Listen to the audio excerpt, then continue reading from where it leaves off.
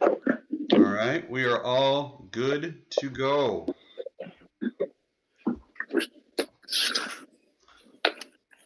All right, is it my turn? It's your turn. Okay, let's do it.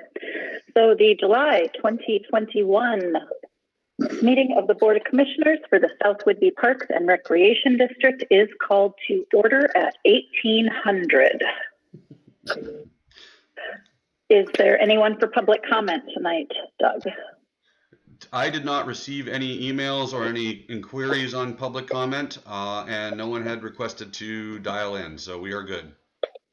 Okay, then we will move along to the approval of the minutes. Has every commissioner reviewed the minutes? Are there any questions or changes? If no changes, I'll make a motion to approve the minutes. I'll second that. All right. So it has been moved and seconded to approve the meeting minutes from the June 2021 meeting. All those in favor say aye. Eric, aye. Krista, aye. Josh, aye. Matt, aye. Jennifer, aye. All those opposed say no. The ayes have it and the motion passes. The minutes are approved. Our next order of business is the Treasurer's Report. Matt, would you kindly lead us through the summary Treasurer's Report? Absolutely. So you see in front of you the cumulative slide. You can see about a $15,000 improvement month to month from May to June. Remember, positive is up, the blue line is actual, and the pink line is forecast. So we're favorable to forecast net at end of June by 125K. Look at the next slide, you'll see the revenue picture. Getting there. There we go. And you can see that that's split in revenue favorability, 31,000 split evenly roughly between levy and programs. So good job on programs. And next slide shows expenses. You can see expense control has been great. We're almost 100,000 favorable, spread over our standard categories about evenly, and capital purchases making up 45,000. Next slide shows the fund balances on plan. If there are no questions, we can go to the vouchers.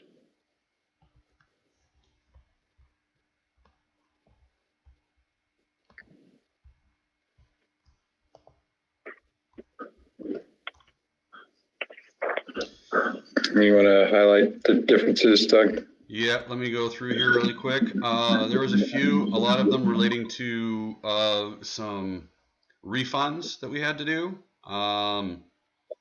So we had Volley Kids cancellation, so we had a refund of 150 there, in addition to some other ones that were already processed prior to Friday. We had irrigation supplies. We are currently running around fixing irrigation pretty much daily. We had a pump issue. We've had electrical issues with the other stuff. So you can see here the booster pump repair. We had Jerry Beck out to fix that up. It's been working. Magic Camp instruction, we paid J.R. Russell. We've got some lifeguards for the triathlon. We cancellation for the tennis camp, and some more irrigation supplies. WRPA membership renewal, which got us also gets us an ad in the WRPA website for our recreation supervisor position, which I'll talk about in a minute. And the sound publishing ad, so that's the newspaper locally for the recreation supervisor ad. Swim lessons cancellation, triathlon lifeguard. So all of these are just in prep for, the triathlon lifeguards are in prep to be able to pay those people for their services when they're out there at the lake in a week and a half. Any questions on the vouchers?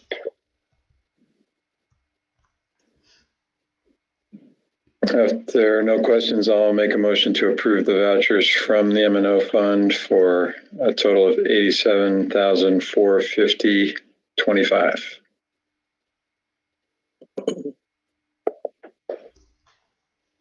I'll second that motion. Okay. It has been motioned and seconded to approve the voucher report for the M&O fund for a total of $87,450.25. All those in favor say aye. Eric, aye. Krista, I.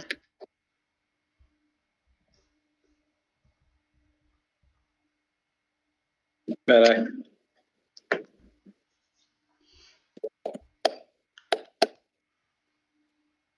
Jennifer, aye. All those opposed say no. I think Josh was trying to come off mute. Josh, aye. All right. Thank you, Josh. All right. All those opposed say no.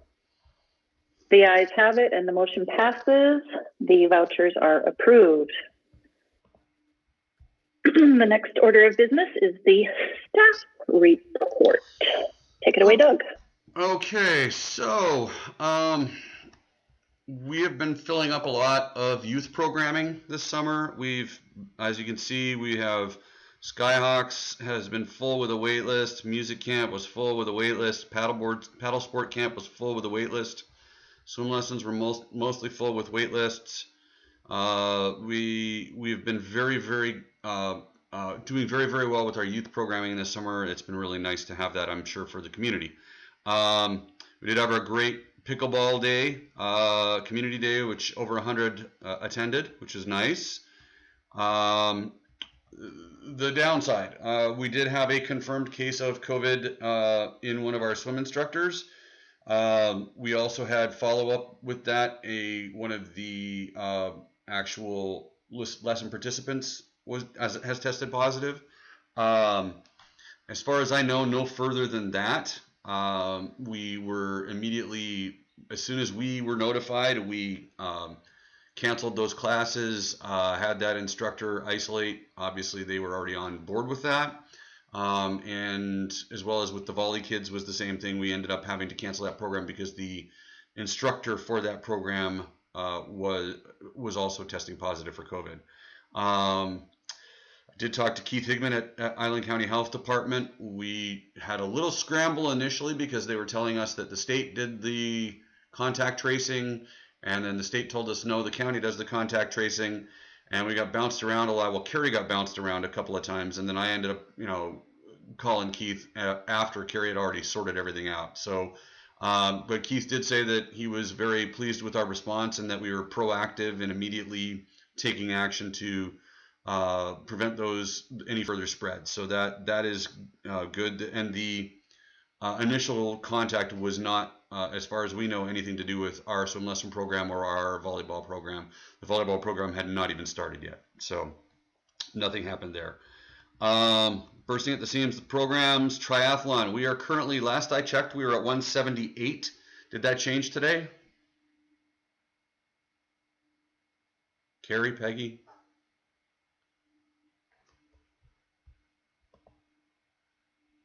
Yeah, it went up by about 5. So we're probably just over 180. Our break even point is about 230. So we will be subsidizing this program. This is, I think it's one of those ones where we have to get back out in the community.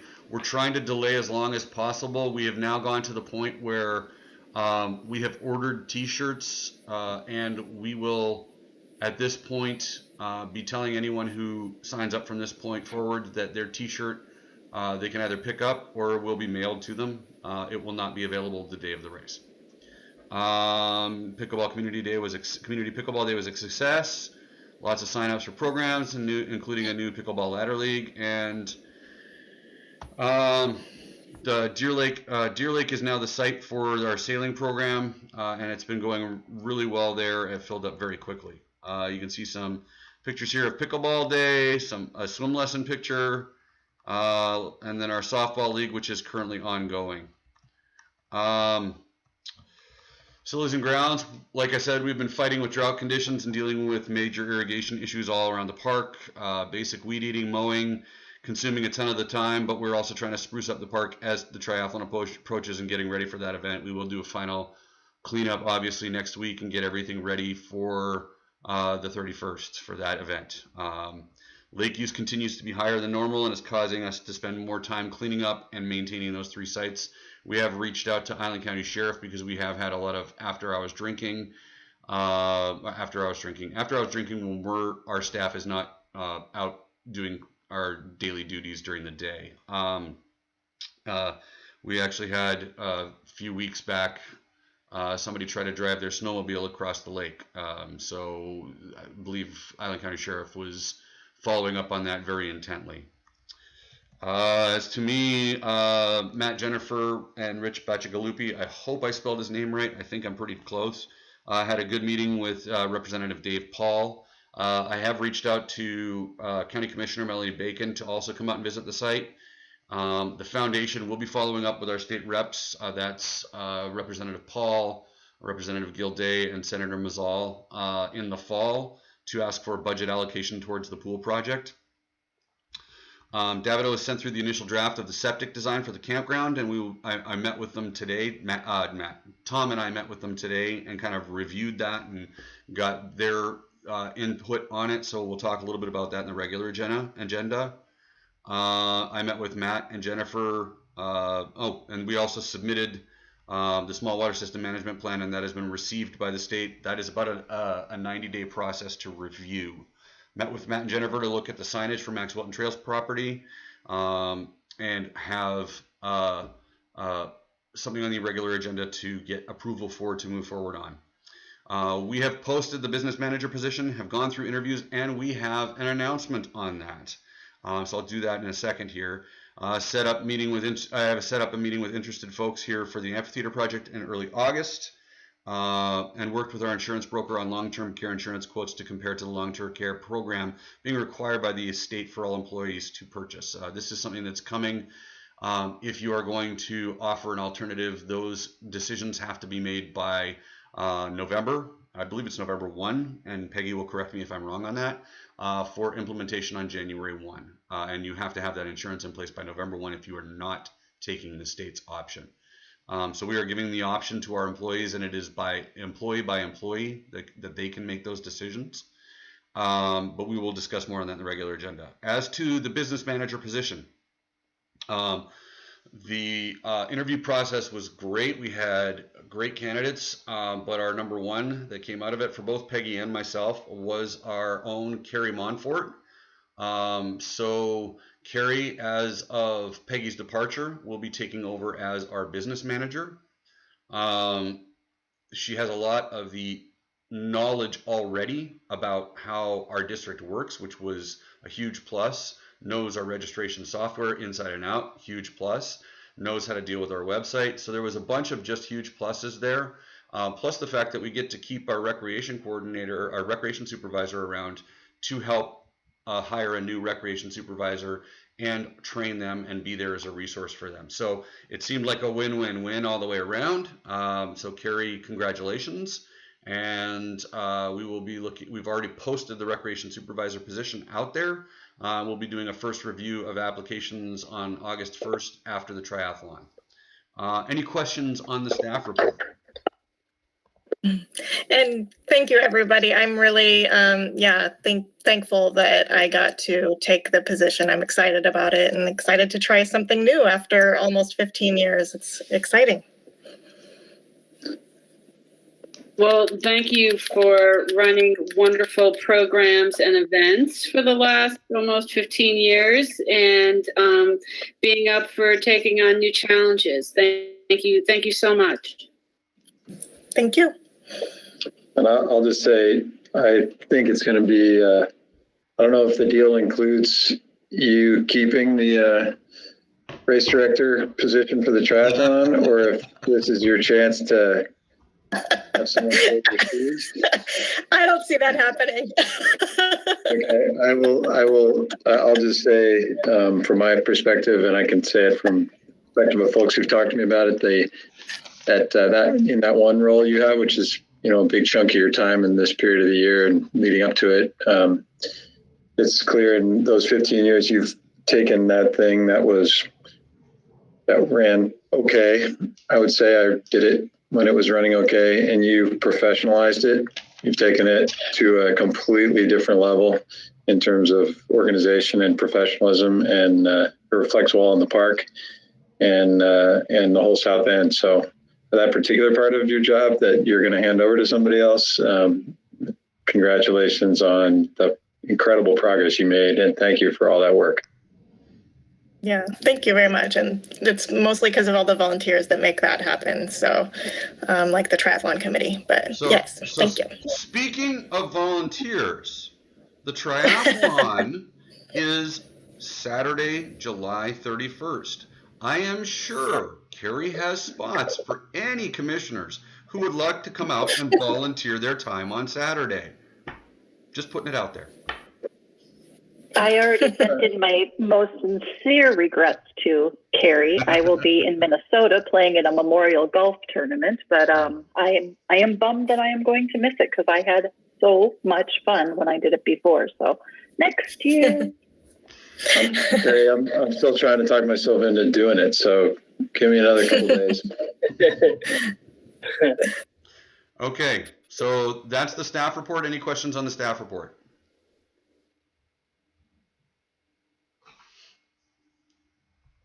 All right, then we'll move on to unfinished business.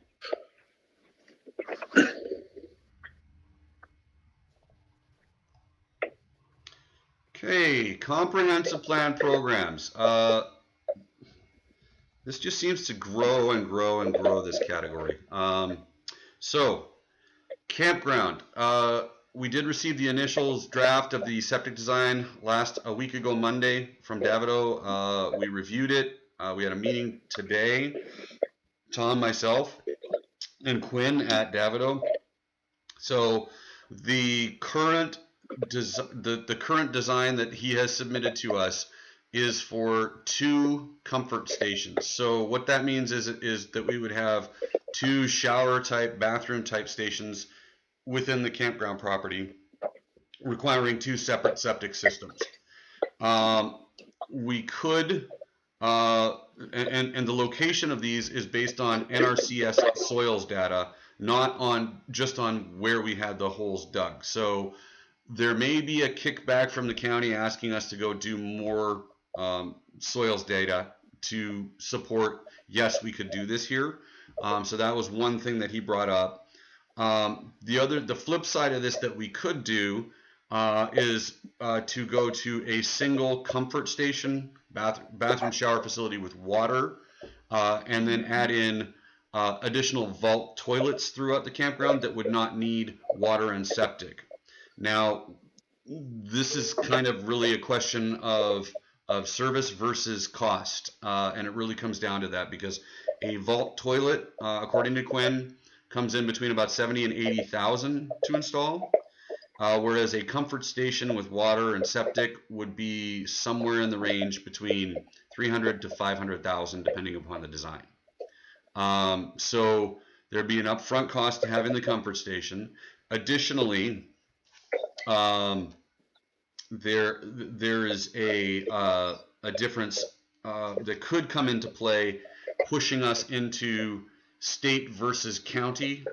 Anything over 3,500 gallons per day becomes a LOSS, large operating septic system or sewage system. That needs to go to the state. With one of the comfort stations, it does not exceed 3,500, but with 2 it does, and the question becomes, is it 2 separate systems requiring 2 separate permits, or is it one system? And apparently the county got slapped down a little bit, because last time they said it was 2, and the state didn't like that. So that may bump us into a different approval plan if we do those 2. So that's something that I kind of wanted to discuss, is the services would be better, obviously, for the community. I mean, if I was staying at the campground, I'd prefer to have 2 shower facilities, 2 bathroom facilities that all had water. From a more a customer friendly kind of aspect, that's nicer. It would be significantly less expensive to put in vault toilets in certain areas of the campground to cover the difference that we would need to make up for the treatment, the treatment of waste from the campground. So that's really kind of a discussion item here. You know, the other thing that we did discuss, Tom brought up the old maintenance building and having, you know, the discussion that we've had about changing that and altering that to make that a temporary bathroom shower facility available to the campground folks. The discussion we had with Quinn there, his kind of input on that was really the question, because that's already attached to our existing system within the park. So really the question becomes, is the flow difference between having 20 employees versus be able to be supported by that versus, you know, the whole campground or a portion of the campground making it temporary and saying, well, we've got 20 campsites, say an average of 3 per campsite, you're looking at 60 people. What's the flow difference on that? How much do we have to account for? You know, all of that needs to kind of be looked at with that. And would the county allow that? So that, but Quinn seemed to think that was a separate discussion, but it should be kind of, you know, it's not part of this particular specific design, but it's something that we should talk to Clea Berenberg at the county about. The other thing he said we should look at is the areas for the septic study that have been identified. We should look at the actual design of the campground, because those areas are going to obviously need to be cleared of trees and are going to be wide open. Grass areas that will have to be maintained. So when we're looking at those, we need to kind of look at those and say, what are those going to look like? How does that impact this campsite, this campsite? You know, can 2 campsites see right into one another with that, you know, new alteration there? So just some thoughts on that we went through today. Any kind of feedback on that from anybody? Just can you describe where the drain fields are? Let me see. I may be able to just pull them up.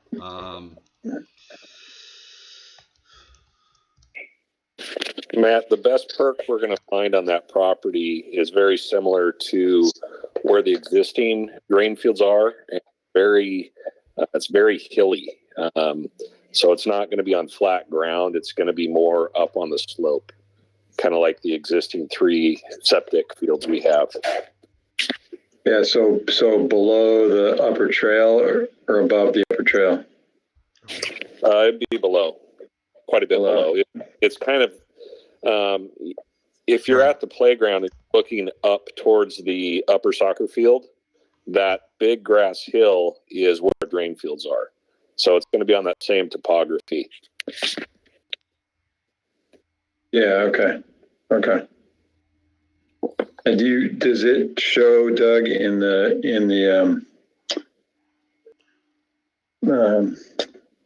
any of the original drawings, the layout drawings for the campground? No, it does not. This would be your layout drawing here. It does have the underlayment. So if you look at what's coming up on your screen, it does have, you can see, and I don't know when it, you can tell me when it gets there, but it does have, you can see the campground layout. Okay. And then you've got the drain fields and the drain fields. So there would be some potential open space, but it would be hilly. And again, this is just, they're basing this totally on the NRCS soils data, that this soil is all of a particular soil type. But you can see the slope lines and all that kind of good stuff is already in there.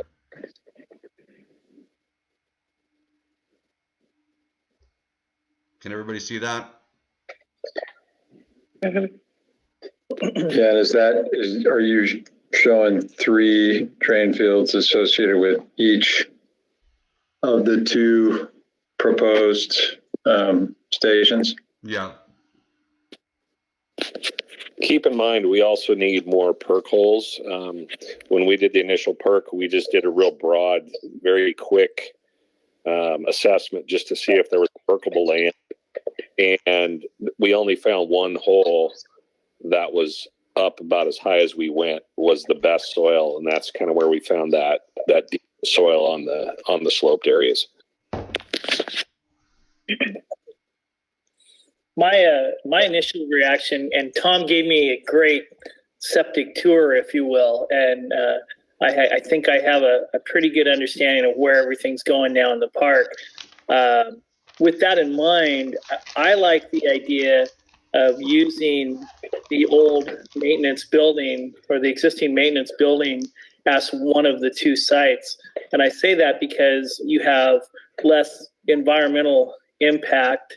I know that I understand that it has yet to prove that it can handle the capacity needed. I would guess to think that it would, based on the fact that you're going to have two different facilities there. But in my mind, less impact overall. The cost seems like it would be less. I don't know if that would hold true or not, but my initial reaction to this is if you can utilize what's already there in a good way without impacting and creating the drain fields necessary for two different shower facilities, all the better. Yeah, I second that. I think just from an expediency standpoint, if we want to open this as soon as we can start offering this to people who live around here and visitors to the south end and start delivering some revenue from it. And the fastest path to that, to me, to open it, you really do need to have a bathroom and a shower available, and got at least that thing is plumbed. Tom and I, when we walked around it that one day, it's not working and it's not perfect, but it's way faster to me to get that up and running than it is to start from scratch. Like I said, it's a way to get people actually in the campground using it faster than any other way that I can imagine. So this is kind of a two item thing here. Number one, I like the idea of reusing the old maintenance building as a shower. I do think that is a positive way to go, and I do think we could do that to some level. We are going to have a conversation with the county on that and what that level is and how much that satisfies the site plan needs. So that's number one. Number two is this was basically like, when you're fully built out, what's your plan? And that's what we need to provide to the county to say, yes, this will work. My personal thought is that if we're looking at doing a second building with a second system, that's pie in the sky to me at this point. I think what we should be looking at is this first building with the septic, not even bother with this stuff up on the hill. Look at an initial option like we talked about of we're going to look at the old maintenance building as our starting point just to get open expediently and quickly. And have that be the stopgap until we can get this built. And then we can add in the vault toilets in the areas that are farther away and drop those into the ground at a much cheaper rate and at a lower cost to the district as well. So that's kind of what I would recommend is pursuing the two-pronged assault on this and saying, this is what we're going to do, and then we're going to have vault toilets to cover the rest of this, and then with the other bathroom option being there, and then taking that a portion of that building or that whole building if that's what it needs to be, and looking at what does that need to be in order to satisfy part of this requirement.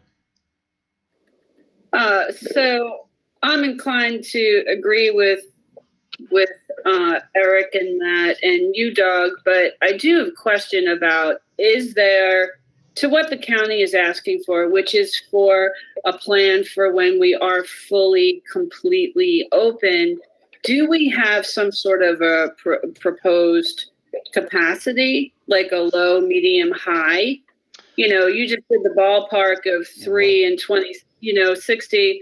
It's a little, I think, on the napkin. I would like to see a little better actual range of real use. Right. So all of these numbers, Krista, are based on occupancy rates, required occupancy, being able to meet a certain capacity. That's what we're paying the engineer for, to tell us, hey, this is how many you have to have based on the number of campsites. You have to have this many showers, this many toilets, this much capacity for waste. And so these are all calculations that are done engineering wise, not, I don't calculate these. They're based on historical, they're based on requirements, through data that they can get. Well, and I mean, to Chris's question, I think what you're asking was, like, there's a phase plan for the campground. It's not all planned to be installed simultaneously. So there's a phase 1, phase 2, phase 3, or A, B, C, I can't remember what we called it, but that lower loop, the lower section is the first part. The upper sections are a later part. So, it's a natural fit to something that, establishes an initial capacity, and then, like with the old maintenance building, and then we add the one that's shown in the drawing, the lower one, and that as the campground expands into those second and third phases, right? Is it 2 phases or 3, Doug? We were initially talking 3. Yeah. So I think that lower, the 20 campsites, 60 campers thing is phase 1. And if you look at occupancy rates for state parks, they plan, like, the average statewide is something like 30% or something. It obviously swings up and down pretty widely, but statewide, across the board, across the full year, it's 30%. So What's 30%, Matt? The average occupancy for state park campsites. So you have 10 on an average day, 3 will be occupied. Annualized, not seasonally. Yeah, that's annualized. And I'm remembering that from a study that we looked at when we first did the campground. I think it's around that number. So I've heard a little bit from Eric and Krista and Matt on this. What I'm hearing, and I want to make sure that I'm getting this right. We're talking about one comfort station with water, septic, and then adding in some vault toilets as needed to meet up the flow. We're looking at having the old maintenance building be our initial target to kind of start off with a shower and a bathroom, at least a couple available for those people that are there that are within somewhat walking distance of that first loop. Does that jive with what everybody's looking at here and what we're talking about? I just want to make sure I'm not putting words in anybody's mouth. Yes. Yes.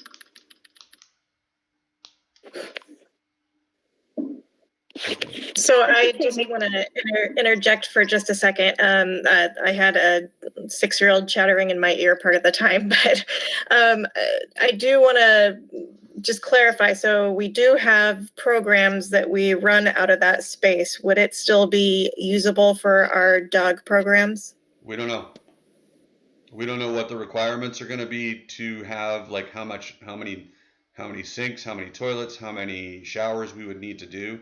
My initial thought would be is to try and do a couple of family type stalls so that you could have a shower, a toilet, and a sink, and it would be key locked, and do it that way. But yeah, I would say we don't know, because we don't know. The county could say, well, if you're going to do that, you have to take the entire building and make it one male, one female, and do everything. So we won't know that answer to that question until we dig further into it with the county.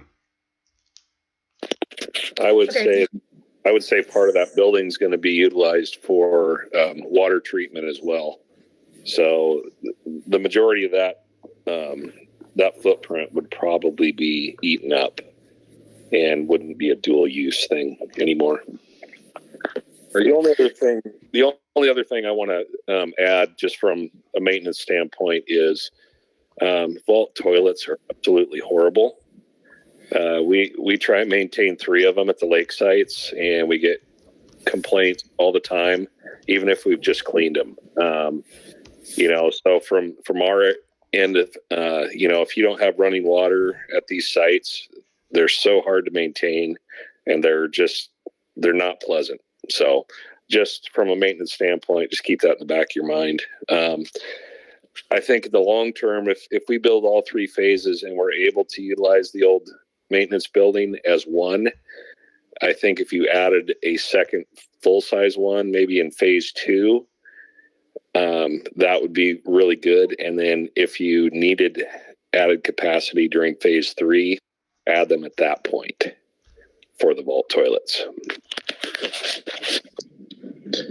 Yeah, and I would agree with Tom. I mean, we were at the Goss Lake the other weekend doing the clinics, and it had recently been cleaned, and it was not in a great state because it was warm and the sun was out.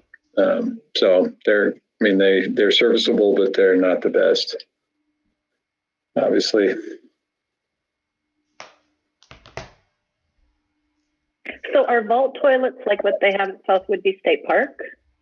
Yeah, take the Goss Lake one. I mean, it's just it's a concrete outhouse. I'm in agreement with Tom and Matt on that I would veer in this particular location. I know it was 80 versus 300, but I think you're getting your money's worth. Yeah, and I mean, what the trade-off is, where we would say to people, you need to walk to this one physical location in the campground. That's where the bathroom is. There aren't 3 more at these remote places that make it a shorter walk, right? And if you look at your average smallish campground in Washington State, there's one facility, and you got to walk to it. And if you got a remote site because you got there late, you got a longer walk.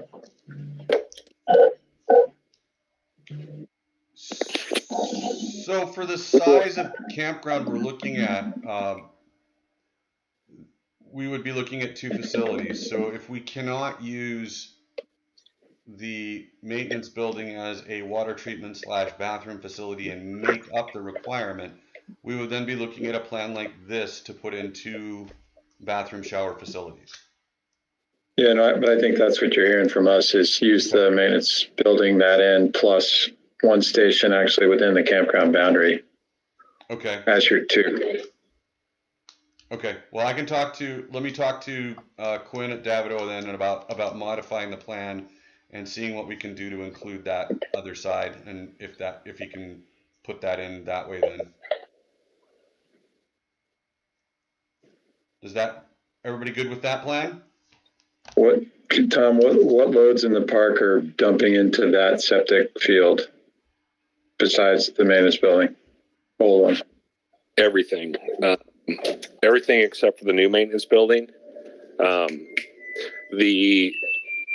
The lower, the old Crow's Nest concession stand building dumps into it. The bathroom by the playground dumps into it, and the old maintenance building dumps into it.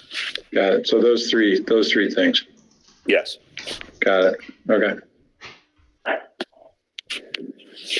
Is there room there, Tom, if the county required that section to be expanded? Do we need a bigger tank? Would we need maybe another lateral line? Would we need to extend the drain field or expand the drain field? And do we have reserve requirements like there are in houses?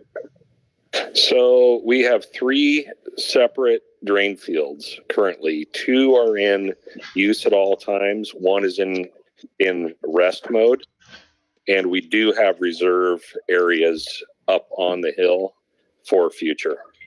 Okay. And what size is the septic tank that's there? Is that sufficient? So the one that is in the old maintenance building is just a standard, more or less like a home system, as well as the one for the Crow's Nest building. It's an 1,000 gallon. Yeah. I mean, it's a very basic standard on-demand pump system. Okay.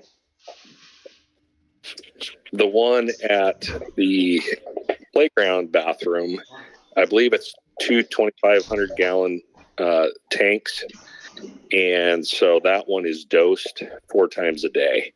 So there's a lot of capacity in that one. I was telling Eric when we walked around that it's a good thing before I got here that they kind of looked to the future and they kind of overbuilt the system. So it is able to handle those 3 sites pumping into one tank, then pumping into our drain field.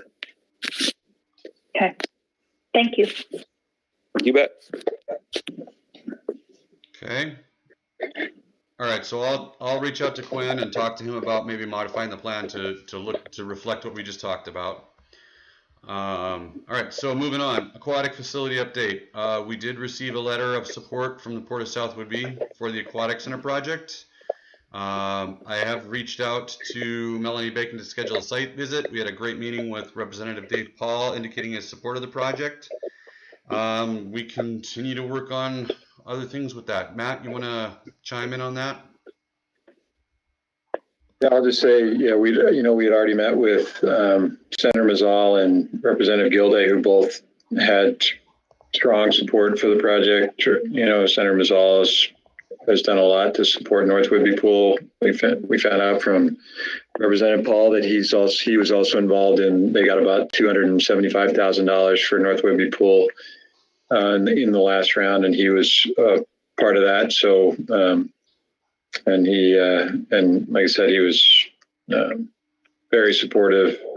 What the next step with him, as Doug indicated in the staff report, is to bring a budget proposal to the 3 of them to include the aquatic center in the state capital budget. And so that he invited us, as the senator and Representative Gilday did, invited us to come see them in the really the kind of the September timeframe, which is when they're starting to get back and ready. But he acknowledged that we were the first project to come knocking on the door, so we have first movers advantage, which is good. And the other thing that's going to happen is he was interested in hosting, I think I told you maybe 6 months ago, at the capital budget committee in the state house. Representative Gilday sits on that committee. The committee chairperson is Representative Steve Theringer in Port Angeles, who got a couple $1 million for the Port Angeles pool upgrade.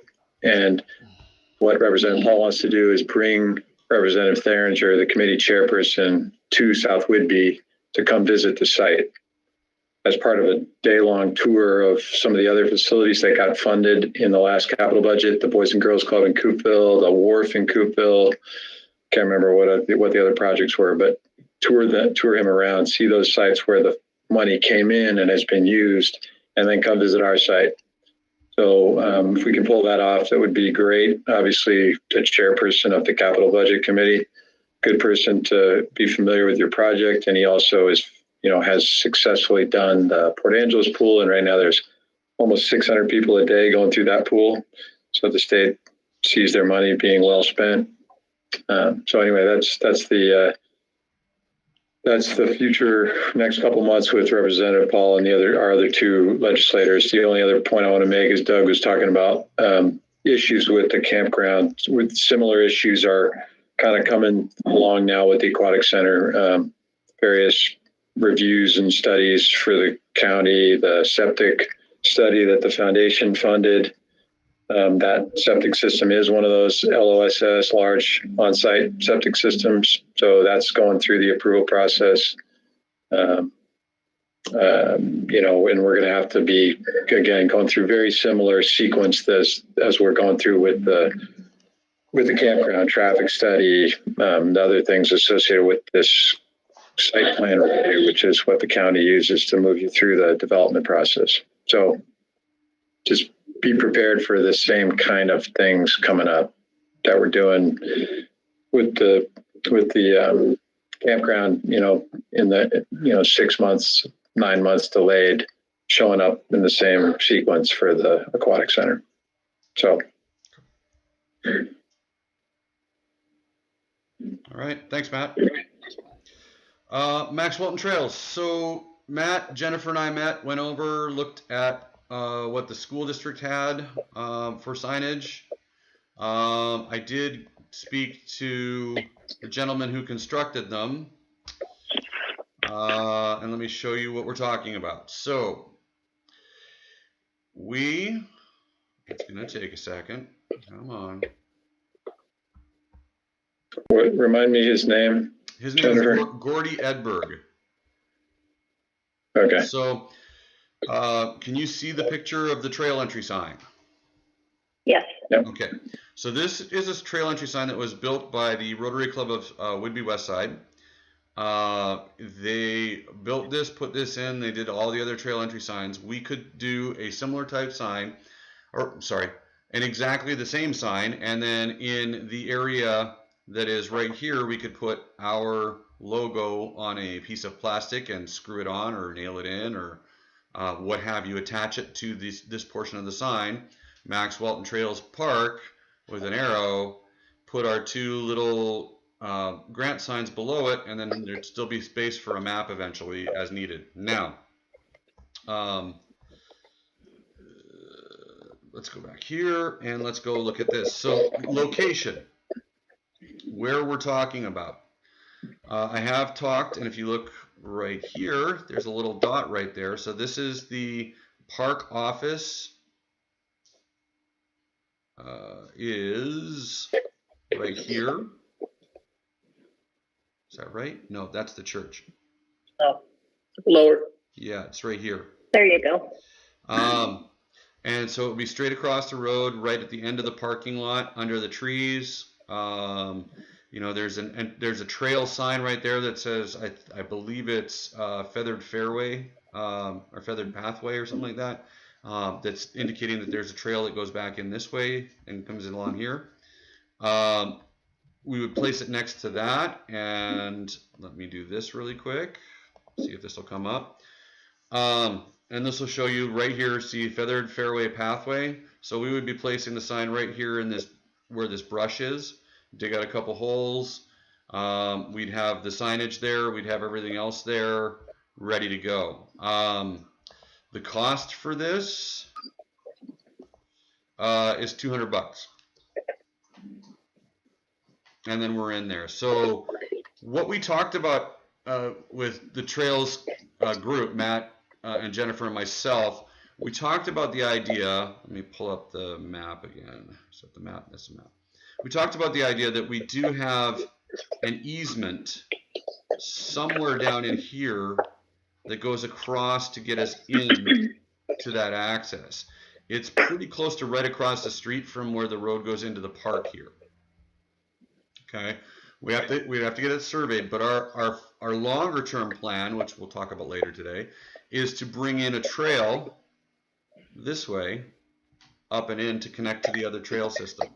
Then we would put in Max Walton Trails Park kind of big sign, similar to the big sign that's right here for Community Park. So it would be we would do the full design and do the big sign there that would show that there is access to the trails there. That was our plan, to kind of have this as a initial and then this as permanent. I have talked to the school district. They have approved temporary placement. They don't want to, obviously don't want to have people parking at the school during school hours. I don't think there's a ton that would, but you never know. And I did ask, and I have not received a reply because, of course, nobody's at the school right now. But I did ask if at the end of this, if they would like to have that sign, if we were to leave it there. So I've not yet received a yes or no on that, but they already have a very similar sign at the other end where people would park and go in and enter the trail system that's on their property. So that's what we're looking for approval on, to proceed with that for $200 and get that going. Would someone like to make a motion? I'll make a motion. Any questions from, okay, I just want to say, any questions from Josh, Krista, Eric? I went there yesterday knowing we were going to be talking about this, and I hadn't been there in a long time. Parked in that parking lot, the theater people were also there at the same time. And it made me think about parking in general and how accessible that is. And it's a weird interest. You know, I'm not saying it doesn't work. It's just odd. You know, you have that nice asphalt path that kids walk on and people go to and from park and recreation in front of the schools. My own thought is, and this is because of the awkwardness of where that trailhead is we could somehow, you know, make that more visible. I think the average person, you know, not accustomed to finding the trail, it's just a weird place to look for what it's worth, an outside perspective. And then you're walking on it thinking, okay, is this a school trail or is this a, you know, public access trail for everyone? And I understand the legality of, you know, the district giving us the opportunity to use that. But just for what it's worth, I'm not against the sign. I think it's well worth $200 to put a sign there. But I just, you know, for a first time approaching that. I mean, for me, it's a good. I get what you're saying. To me, it's actually a really interesting thought. Like that paved trail goes by, right, and the more natural way to get onto that Feathered Friends trail would be from the paved trail, not from the parking lot, right? And the paved, you know, the you know, it's an extra 20 feet of the Feathered Friends Parkway or whatever to go past the end of the parking lot and run into the little paved trail, right? I mean, that to me, that's kind of what you're talking about as a more natural, because right now you park and you kind of jump over the curb at the end of the parking lot and, you know, you squeeze your way around the corner and off you go. So yeah, I mean, I think that's a really interesting idea. Are we in somebody else's right of way and doing that? Like, if we, for example, put that trail entry sign 20 feet closer, you know, to the left down to the edge of the paved trail? I walked around because I wanted to be more prepared. And so I walked all the way back over around the roadside and then came up through the septic, you know, field, the district septic field there. And I was trying to envision that, Matt. I was trying to think, okay, you know, how could this be easier for a person who's trying to find this, or, you know, says, I understand there's an access trail point. Either way, to me, I agree. I think something coming that direction, whether it either was from the septic field side or the side where the parking lot is, it would sure make it more visible and I think a little bit more appealing to the general citizen. But that's my thought. So give me 3 hours and permission with the school district and we can make that happen. So yeah, Jennifer, having walked out there together, what do you think of that? I can't remember exactly what, in a way of like huckleberries and whatever else are alongside the paved trail right there at that little spot. But what do you think of this idea anyway? Well, I think we're kind of running into our trail work plans. And isn't this where the survey comes into play, Doug? Where we're not really quite sure where our easement is. We need to identify the easement. We'll talk about that in the trail plans. But here's what I want. I want to clarify here. We're asking the school district for permission to put this sign on their property. The purpose of this, the school district doesn't want to draw people in there. We don't have any real trails on our property other than the old log road from their trail system crosses into our property. This is really to be able to close out the LWCF grant, the WWRP local parks grant, and then take the money that we got from the bond issue that we no longer are going to need for that and put it back on the bond issue so that our community doesn't have to pay that anymore. This is not. Well, and like I said, this, Doug, is a small. All I see is a small thing where that sign moves 20 feet to the left, and it, instead of being in the school parking lot saying park here, it's over on the paved trail 20 feet away. So it says, you know, walk here, and you can park there and jump on the trail, but the sign is oriented towards the walking path, Okay. not the parking lot. So here's what I would say. We have approval from the school district to put the sign where we've shown. If we decide we want to move the sign, we would probably have to either determine if it was in the right of way and we had to call the county, or if it's still on school district property and we'd have to have the school district come back out and reapprove it. Now, what we could do is we could say, have our board vote on, do we want to say our primary location would be 20 feet closer so that it's on the walkway, or do we want to say, if that, and then say if that doesn't work, we would put it where we currently already have permission, or do you want to just approve it where it is, where we have permission and go ahead? You guys tell me what you want me to do, and I'll go and take care of it. I'm okay with it being, where it's proposed. If this is a temporary action, I was just, and I didn't mean to cause a ruckus with it. Just from a perspective of somebody coming there, it was just a different feel, and I was hoping that it would be something from the path that you would actually see, or even from the road, but you don't even know it's there. But I also understand that it's temporary, so I'm fine with the $200 sign going where it's proposed to go.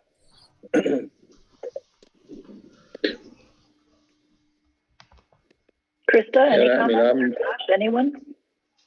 I'm fine with either or both options.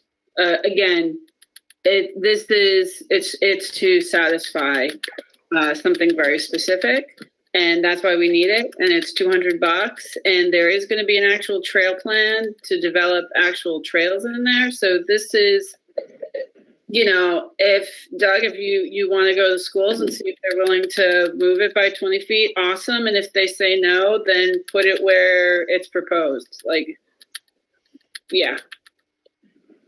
Unless I don't feel strongly either way. Yeah, I like that idea. I think we should ask them. I'm just looking at the satellite overview there, and to me, it just makes, I think Eric's point makes a ton of sense. It just makes it more, and I get that we got to check this block. We got to get that sign up.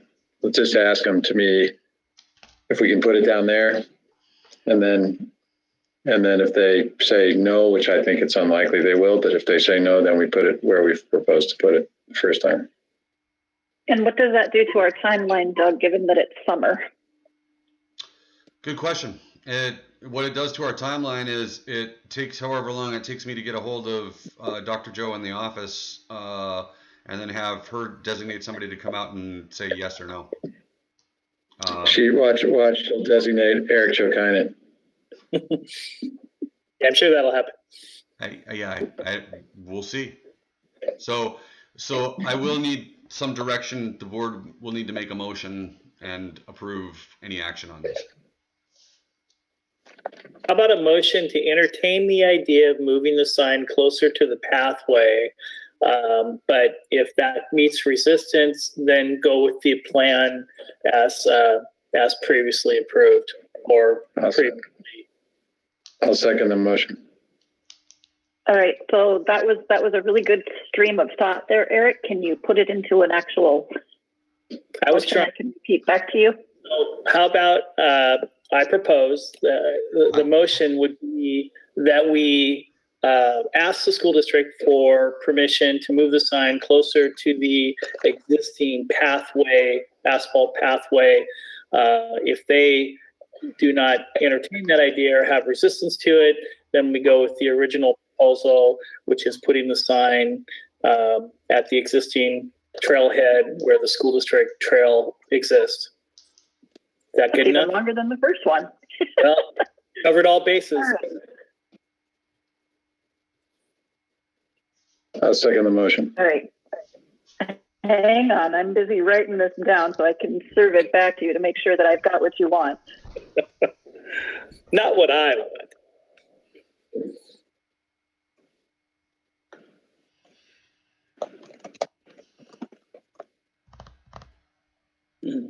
All right.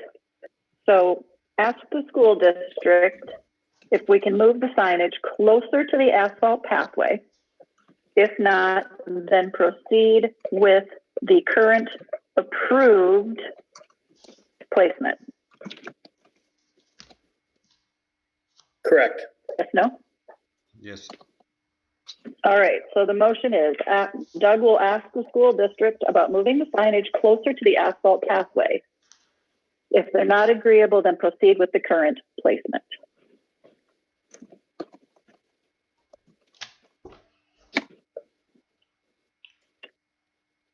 You need a second? That'd be lovely. I believe Matt already seconded. Matt I second. second the motion. Okay, then let's go ahead and take a vote. All those in favor say aye. Eric, aye. Krista, I.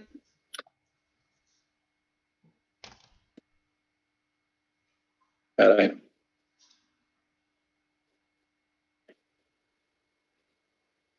I believe we've lost Josh out there?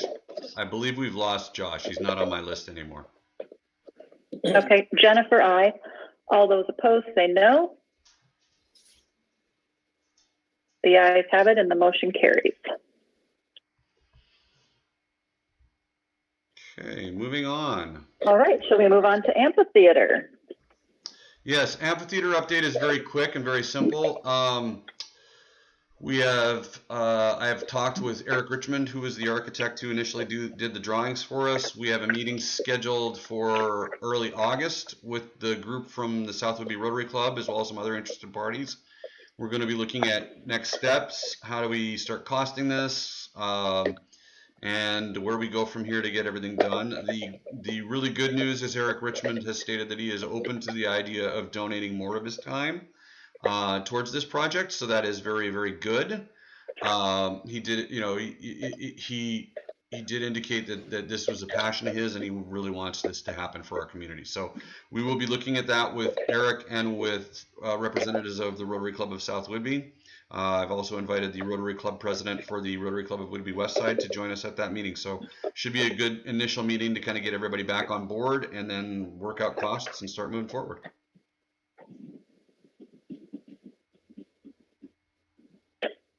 All right, moving on to the picnic shelter plans.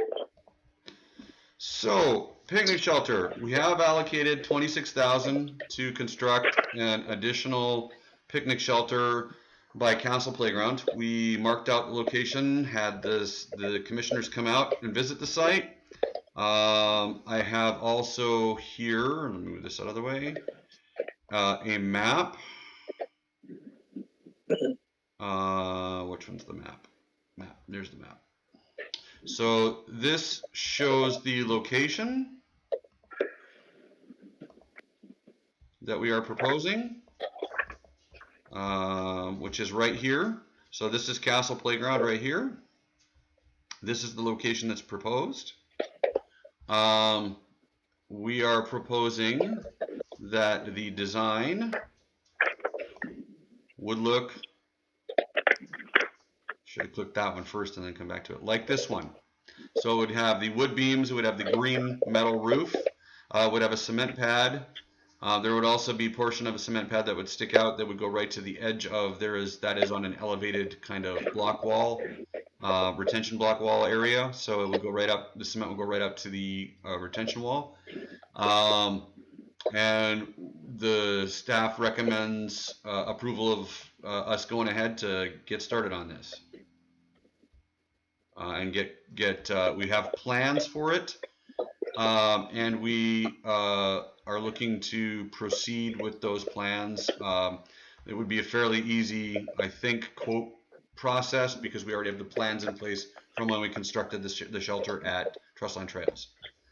If there's no questions, staff would request a motion and approval to go ahead with getting bids on that. Doug, was there consensus on placement as far as which way the roof line would go? Is it going to stay in line with the restroom then, or? Yes, pretty much everybody said that having the same kind of setup was fine. Okay.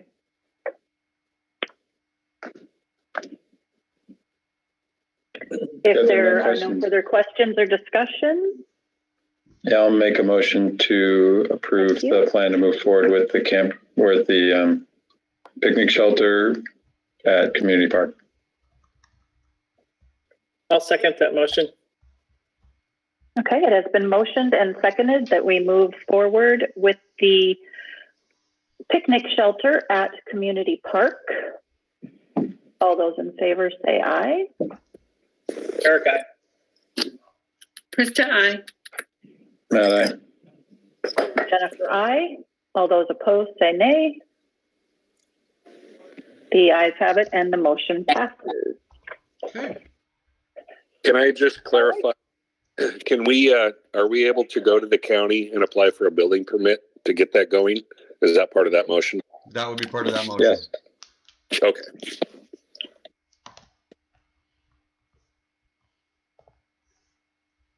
All right.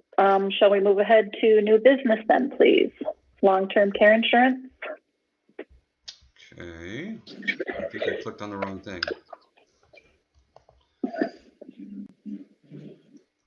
Well, maybe I linked the wrong thing. So, long-term care insurance. The state government has implemented long-term care insurance requirement for all employees. So what this means is the Washington State Cares Fund, come January 1 of 2022, will require every employee to purchase through the state if they have not asked to be exempted and gotten their own long-term care insurance somewhere else. They will have to have long-term care insurance from the state. So staff has gone and figured out what it would be monthly for each employee to be on that long-term care insurance and what the benefit is. So that you can see there in that column. We have also contracted with our insurance carrier who does our health insurance and asked her, because we had talked about previously when we were doing our last compensation and benefit study, one of the things that was identified as a possible benefit to our employees that the district could potentially provide was long-term care insurance. So we got quotes on long-term care insurance for each of the employees. You can see it's over double the cost, but the benefit is over double the benefit, and it also has a death benefit. So where we are now, and according to our insurance broker, this market is changing every day, every week. It's nuts right now. They don't know if they can offer this for very long, how long it will last, so on and so forth.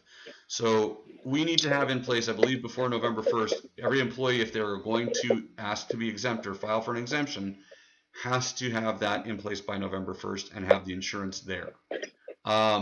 What I wanted to bring this to the board's attention for, because really the only reason this is brought to the board is because we had talked about, as a board, as a district, providing this insurance for our employees. If the board wanted to do that, we could certainly do that and do the nationwide long-term care. That's a decision the board could make. It would cost us about $600 a month. So to cover all employees at $100,000. Now, the proviso is the $100,000 option may go away pretty soon, and it may jump up to $250,000. So we don't know how long this is going to last. We could simply say, okay, we're going to just offer the option to our employees to go and purchase it for themselves or do the payroll deduction. The other kind of thing to keep in mind is the nationwide long-term care that we would purchase would come out of an employee's pay after taxes. The Washington State Cares Fund, that money comes out before they're taxed. So there's a question there for the employee to decide if we're going to have the employee purchase it. The only reason I brought it to you guys is we had talked about doing this as a benefit. Wanted to see if you wanted, as a board, to have further discussion on that, or if we were just going to move ahead and have the employees make decision.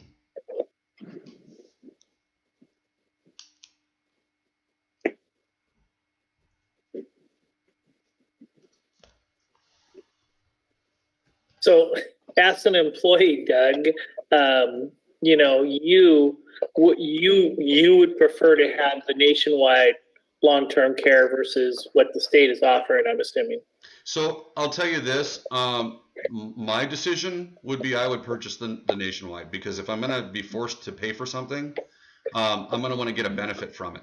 And I look at the difference in benefit, and there's literally more than 100% more I would get out of a nationwide program than I would from Washington State Cares Fund. I don't know if each employee would want to do that, if they had to pay the amount, but that's me. I have close to, well, after Peggy retires, I will have the largest amount to pay. So, you know, and but the flip side is that's based on my salary. So that's, you know, it's my salary, my age. So it's all based on salary. It's based on the health part. It is based on your health. So it's your health, your age, it takes all that into account. So this I was just trying to get a feel for, you know, since Tom, Peggy, Carrie are all, you know, is this something that you guys want versus, you know, what is there? So without infringing on privacy. So from my point of view, this is the insurance that the parks staff had said they would like, because if they get hurt or if they get injured, this is the kind of insurance that would help support them through that recovery. If their district was going to provide it, I can't speak to it whether or not they'd want to pay for the upgrade or not. But that's a question that they're going to be asked, and it's individual by individual. If the board decides not to take action, each individual can make their own decision. Is there the possibility of some sort of hybrid approach, like the district pays for what would be the Washington State amount, and then it's up to the employee if they want to take that and apply it to the nationwide and then pay the rest on their own? That's a darn good question. I know, yeah, I think we could. So I don't know how we would structure that, because if somebody wanted to just have that be done for them, I don't know how we would do that. Because if we were just saying we'll pay this much towards that, that's a different, like we'll pay the $28 or whatever it is towards that per month. I don't know how, and Peggy, you can feel free to chime in here if you have a better idea on this. I don't know how we would do that when that's basically just a fee going to the state, coming right out of it's like a payroll deduction out of your paycheck that goes to the state. I don't know how we would do that. Peggy? Yeah, I'm not sure that we could do that, just because if the employee decides to go with nationwide, they're going to have to pay it separately. That's not a payroll deduction. So it would almost be a pay increase to the employee if you chose to pay only the Washington State portion. I mean, it could be done, but it's not clean at all. Yeah, could that be, again, paid to the, well, then I guess then it would, but if it's the Washington State, then it's pre-tax. It's messy. It's very messy, and that's the issue. I mean, if the district wanted to, if the district wanted to pay for it, I don't know. I mean, I don't even know what we would do if we said, the district will pay for the Washington State Cares Fund. I don't know how we do that, because it's supposed to be pre-tax coming out of their paycheck if they're not covered by something else.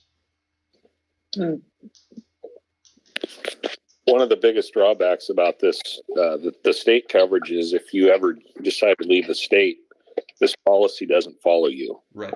You just lost all your money. So it's a very, it's not a good tax that they're trying to push on us. So, and is the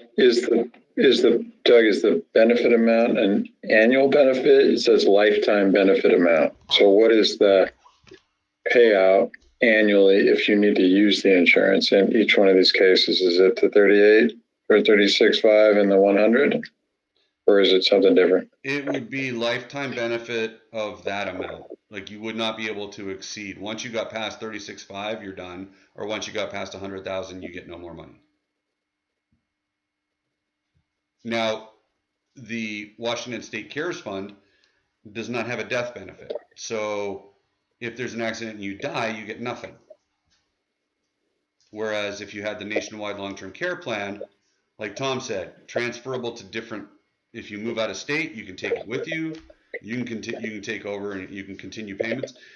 So in my mind, if I'm doing this and I'm making my decision, you know what I'm doing. I'm going for the nationwide plan. I'm obviously going to do that because to me it makes more sense. If I'm going to be required to spend money on something, I want to spend my money on something that I feel is worthwhile getting it. If the district wants to, I just don't know. There's so much unknown. Like they don't even have a process set up yet where you can apply for the exemption. So we can go through all this and they don't even have a process yet. They just literally approved this about a month ago, I believe. So we're still finding out information. So I don't have a ton I can tell you on it because we had a good phone call with Naomi at J. Johnson Insurance, but she doesn't know all the details yet because all the details haven't come through.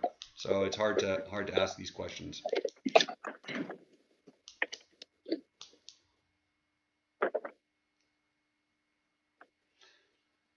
So my thought then is, I was just going to say that, to me, and I'm not an expert on long-term care insurance, but the maximum lifetime benefit seems like ridiculously low because, an average year in long-term care is going to be something between $50,000 and $100,000 for that year. Mm-hmm. So it doesn't appear to be very long-term care if it's all it's going to fund is, in the case of the Washington State one, it'll fund 9 months of care. And in the nationwide one, it funds maybe at the outside a year and a half or a year and 3/4. Mm-hmm. So to me, I'd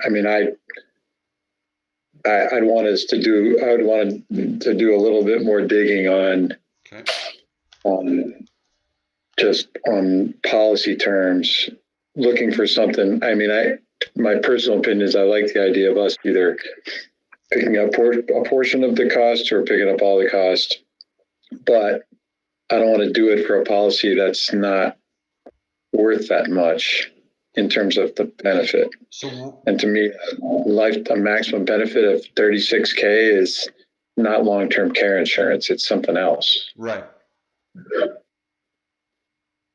Like this is like treatment for if you get Alzheimer's or you have a stroke or something like that, where you need to be in care for years, potentially.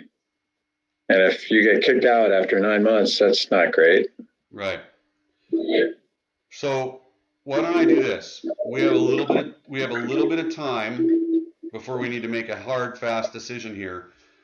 Let me take it back to Naomi, do a little more research and see what we could do to potentially cover the costs or cover a certain portion of the cost, and go from there. And then, I don't know what kind of thoughts we have on that, but I can take it back and looking at, could we pay a portion of it? Could we pay for the state plan for our employees?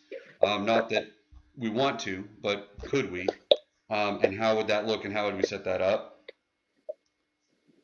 And try and bring that back again for you guys in August. Yeah, and like I said, to me, can you dig into any policy options that extend the term of that care or extend the ceiling of the lifetime benefit? What kind of ceiling are you looking at, Matt? What kind of lifetime? Well, if you look at you take a big insurer, I just looked at a couple of plans. They have a $100,000 lifetime benefit limit. They have a $300,000 lifetime benefit limit. And then they have a what they call lifetime coverage, which is unlimited. Okay. Let me get a So comparison. to me, those are Let me get a comparison. the three kind of options. Yeah.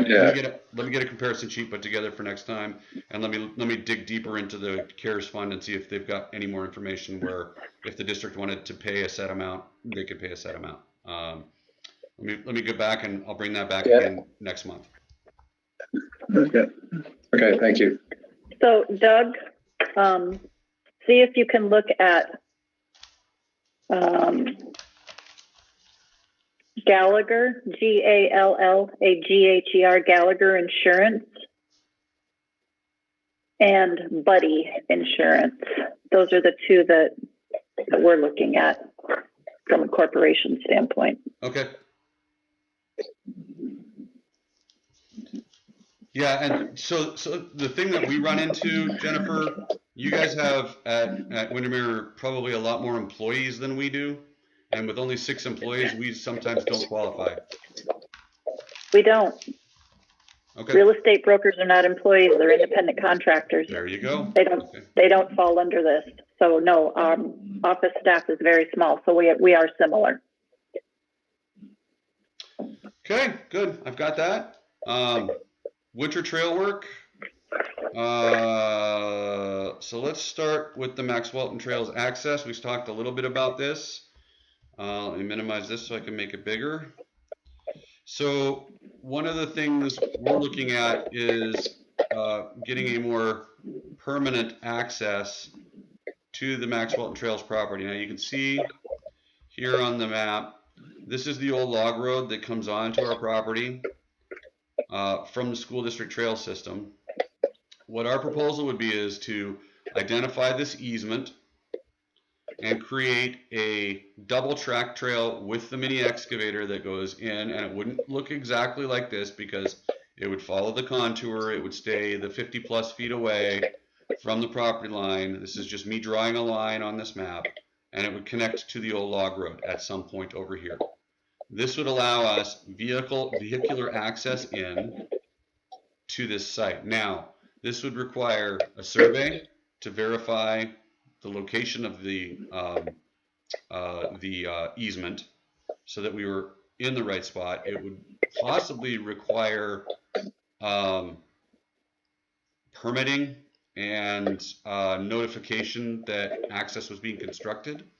I don't know if it's the same as having a driveway or not, but that's something that we would have to look at.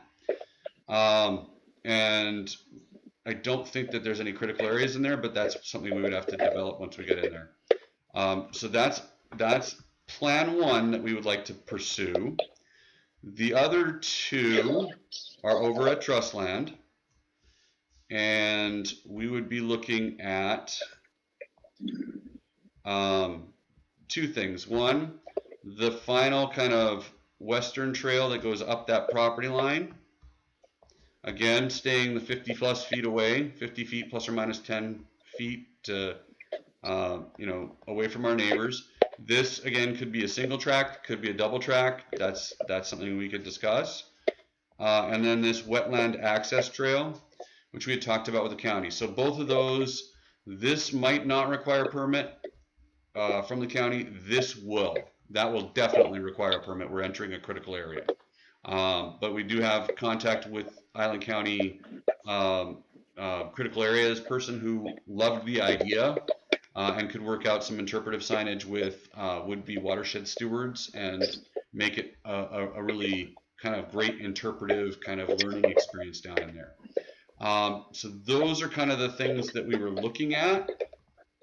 What I wanted to look at was, first of all, getting approval to kind of move forward with our initial plan here, which would be to flag these and then try to hold some sort of public meetings to kind of gain public input once we've flagged them. We would need to then contact also the county to have them come out and go through and say, yes, you're on the easement. Yes, you're not in any critical areas. You don't need to have a permit, or you do need a permit.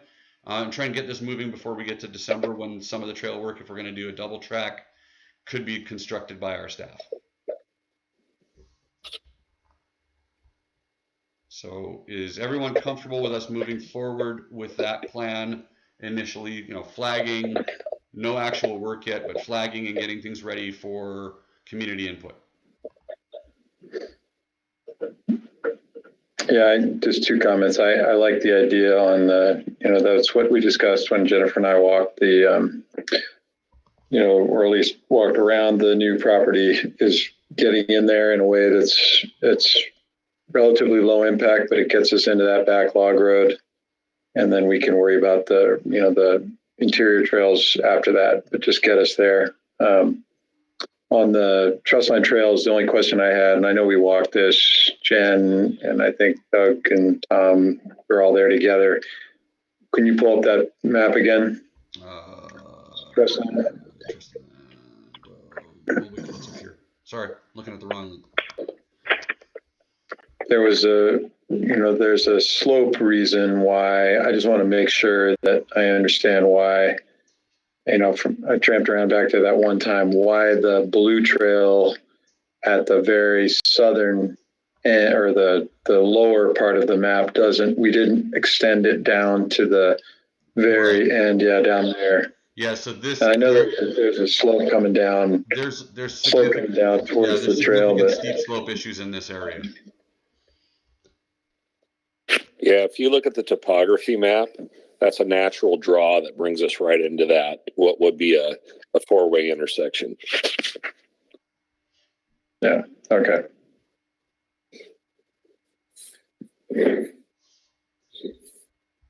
So I don't really need a motion here or anything. Is everybody's good with us moving forward? Because we're not taking any action that's permanent. We're just flagging trails and getting them ready for public input. Is that everybody good with our kind of process? Yes. Okay. I am, yes. Yes. I'm good. Okay. Down to two more things. So next, compensation study. So a couple years back, we did a compensation benefits study with Ross Ardrey and his group.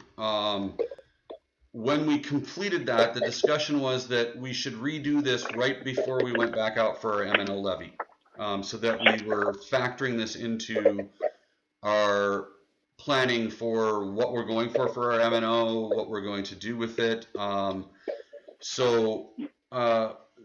I had been hearing some comments that we wanted to go for the initial levy in February and then have November for a fallback. So I wanted to kind of bring this up now. We do not have a specific allocation in the budget for this year for the completion of this study, but there is significant cash on hand. And we do have a couple thousand available in professional services that we could allocate towards this. I would recommend, if we are planning on going ahead with a levy in February, to do this study now, update it, get updated, look at everything, make sure that we're on the right track with where our salaries are, make sure that we're comparatively and competitive with our benefits, and go forward with that. The quote that I received from Ross, who did the study the last time, was not to exceed $5,295. And we feel like we've got the cash available to do that if we need to. So this is kind of a discussion, possible approval item if the board wishes to go ahead. What was the date of the last study? Wow. I think it was about 3 years ago. Because I think it was just a little bit after we finished our we put our last levy in. We've just done our levy. Yeah, and just to confirm, the February is the month the ballot month we really need to be on the ballot for the M&O levy. So we should be planning around that, and we'll go into the budget process in September, October, finalize in November. So that'll be our opportunity to roll bigger chunks of cost and make sure that we're in the right position when it comes to the levy. And I mean, to me, we need this data. It's just whether we think that the 3-year-old study data is good enough.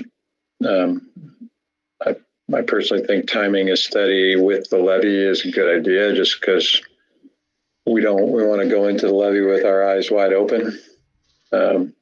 So I don't think it's a bad thing to do for the cost.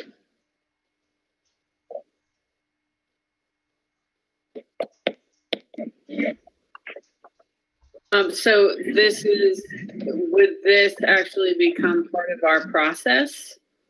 So, each time before we consider a levy, we would do another survey. It could be.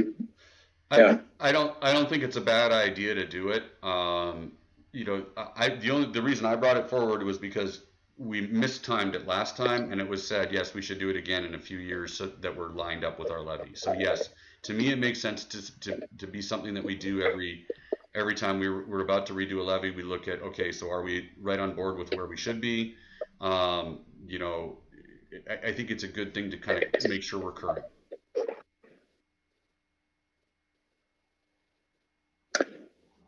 Just one question on the quote letter you got, since we just talked about them. Mm-hmm. Does the compensation survey, remind me, does his work include a benefits survey? Yes, it does. Mm-hmm. I think that would be another benefit of doing it now, is to refresh on the full scope of benefits and what's the norm in the industry and in the region, so we can budget for it.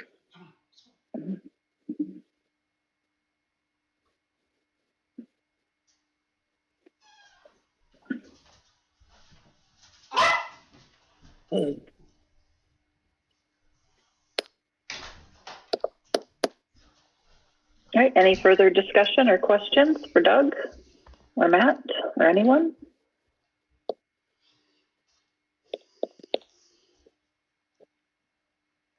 Yeah, if there's no questions, I would make a motion to approve conducting the salary and benefits study for an amount not to exceed $5,295. I second that motion.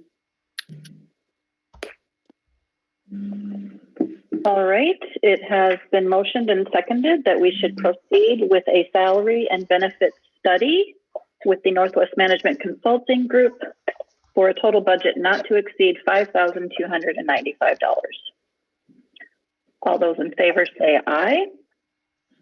Eric, aye. Krista, aye. Matt, aye. Jennifer, aye. All those opposed say no. The ayes have it and the motion carries.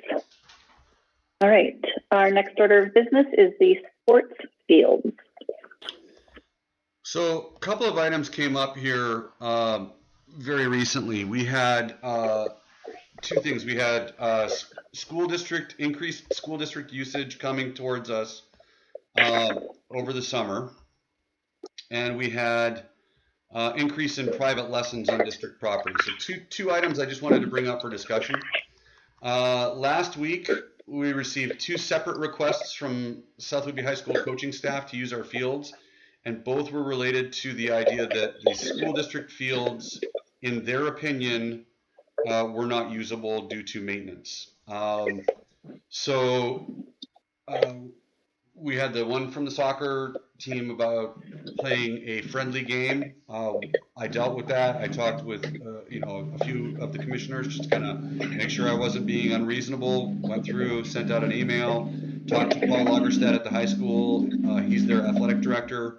Worked it out. They played their game.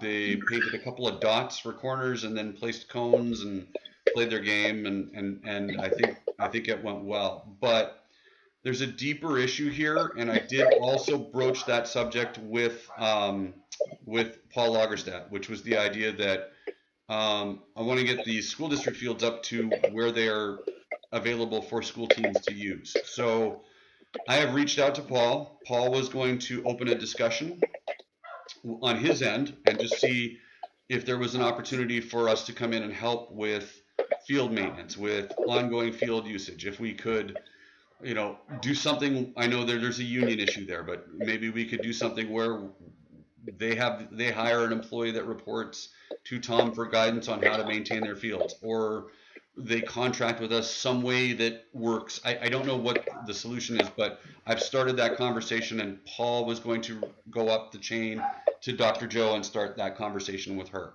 So really nothing to do there other than just have that initial discussion with Paul, and wanted to keep you apprised of where that was. But it is a concerning issue, and it has progressed more and more towards less being done. And come summer, they usually would leave. Everybody, all the maintenance work would be being done on the buildings, getting them ready for school next fall, not on maintaining the field. So we're trying to get that back in line to where it could be maintained better. So that's that one. Anybody have any questions on that or any comments on that? Just me, a question for Tom. Over the years, have we ever had any kind of relationship like that with them? I know we've maybe loaned them equipment in the past, but has there been any kind of that kind of, maintenance relationship, actually doing work on their fields? Yeah, absolutely. I mean, the main problem that's going on with the school district is they're not funding maintenance. Years ago, they actually had 5 full-time employees. Now they have 2. And so, when I hear that it's a union issue, they're hiding behind that. And it's not true, because they're choosing not to have enough bodies to do the work. So they're relying on 2 guys, and those guys generally this time of year are working 4 10-hour days, and there's very little overlap, and they physically don't have enough hours to do what needs to be done. So yeah, they used to utilize our top dresser. They would borrow equipment, for different maintenance tasks. But literally, you've got a guy that has been there for probably about 26, 27 years, that's 70 years old, and he's getting ready to retire. And they just need to hire another maintenance person to help them out. So, the school board needs to make it, an important thing that they maintain what they have. So, I can't blame Terry for wanting to come to our fields, but at some point we have to say, you have your own fields, you need to use those fields. And if they're not up to your standards, then you guys need to fix that problem. I've been dealing with this for 23 years with the school district. So it's kind of a frustrating, thing where they can come over and beat up our fields, no problem, because they just choose to not take care of their own. When's the last time they borrowed equipment from us? Is that years ago, or is that recent? Honestly, everything changed when we refused to take over the community center. The attitude towards the park district completely changed. It got really petty. They basically will not ask to use any equipment. The only piece of equipment they're using currently is the field groomer to groom the softball field. They've kind of gone out of their way to not borrow anything from it anymore. And you look at the fields, they've suffered. So it's kind of the thing where, I'm sorry, but Dr. Joe doesn't want to rely on us for anything. Yeah, I mean, for sure, there's a sensitivity to us, saying, hey, we'll loan you that top dresser and, take $5,000 off our Carrie's rental fees for the cooler. Yeah, you bet. Right. It's all changed since then. I mean, the whole thing. So it's very apparent what's going on. Yeah, to me, it's that conversation, the one-on-one conversation with Paul Lagerstad, is to say, hey, how do we get you guys to be more conscientious about it and fund it? How do we start? How do we have that conversation in a way that's non-threatening, a way that gets to where we probably both want to be, right? He's as the athletic director for the school, I'm sure he's not happy that his fields are not serviceable, right? So. Sure. But I mean, the problem is, like, Doug and I have talked about this for years, and, to me, it's going to come down to us making a policy that if they have a facility that they could maintain and use for practice or games, whatever. If they decide not to use that facility, then we should charge them a fee to utilize ours. If we had a gym, we would not use theirs and let ours go to pot. It's the same thing. So, this is just an ongoing thing. They keep kicking the can down the road and avoiding it, but yet they still are utilizing our fields. And I have no problem with games, like JV soccer games. That's great. Whatever. If softball needed to come up, use the field, great. Whatever. It's the practice that is that out of normal season practice, especially for soccer. They're the only ones that get exclusive use of our facility, and it's not right. That field at the intermediate school is a perfectly serviceable practice facility for all their teams. So, like I said, this is 20 some years of frustration. And, I know what it used to be, and that was the best field on Southwood before I came to the district. Right. But we existed under the terms of that MOU for most of those 23 years, right? And yes, but it's actually been shut off to us. If I'm remembering right, Doug, we weren't able to utilize that in the off season because he had to save it. Correct? So fields wise, we didn't. The soccer club was not able to use it in the off season. We don't have really any programs, I don't think, that we would send over to, it's like Tom said, when we have a facility of our own that we can use, we don't send our softball league to use their softball field because we have four fields we could use for our softball league. So we use our fields first, and then if we don't have something, we reach out and use what they have. And that's kind of how I've always looked at it. It's like, yeah, this is a community resource and we should be all working together for the community. And hey, they've got gyms and we use them.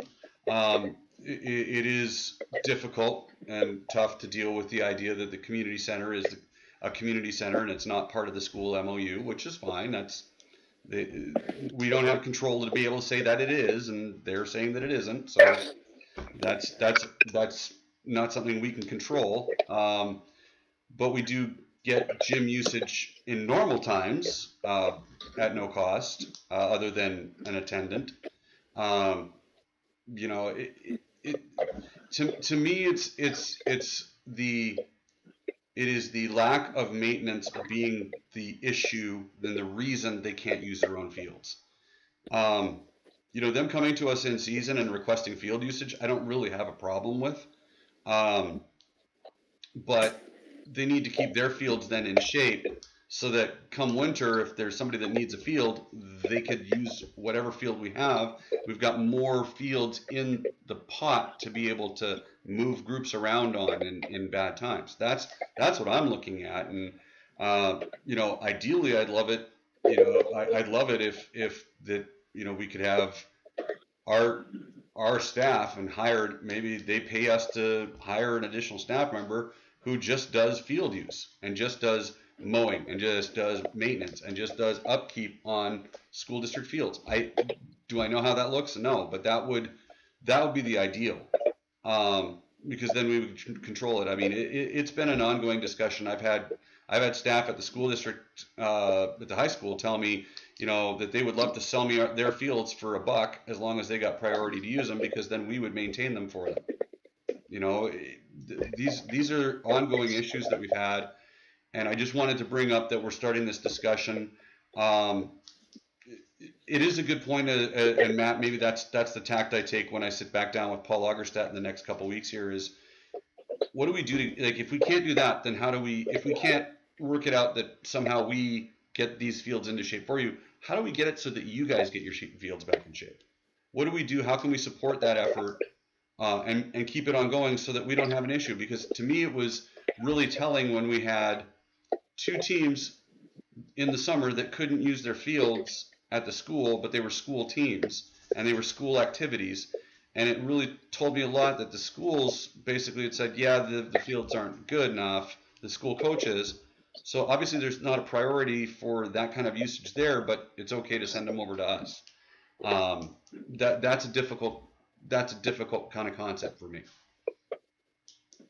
And I have way too much knowledge and history with this particular subject to even start down this road of discussion, because I've watched it as things demise, and it pains me to no degree.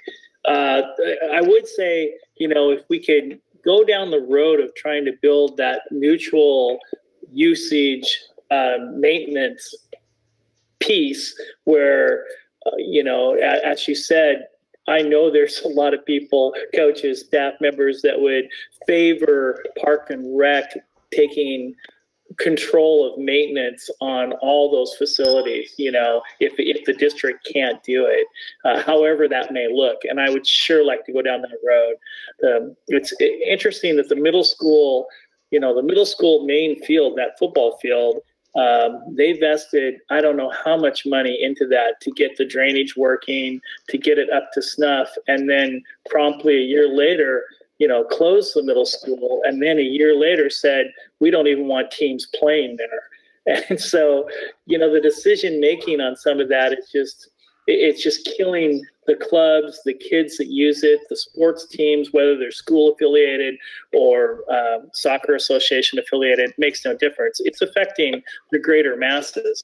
And somewhere in all this, if we can find, a mutual way to maintenance, the field space is there. It just needs to be taken care of.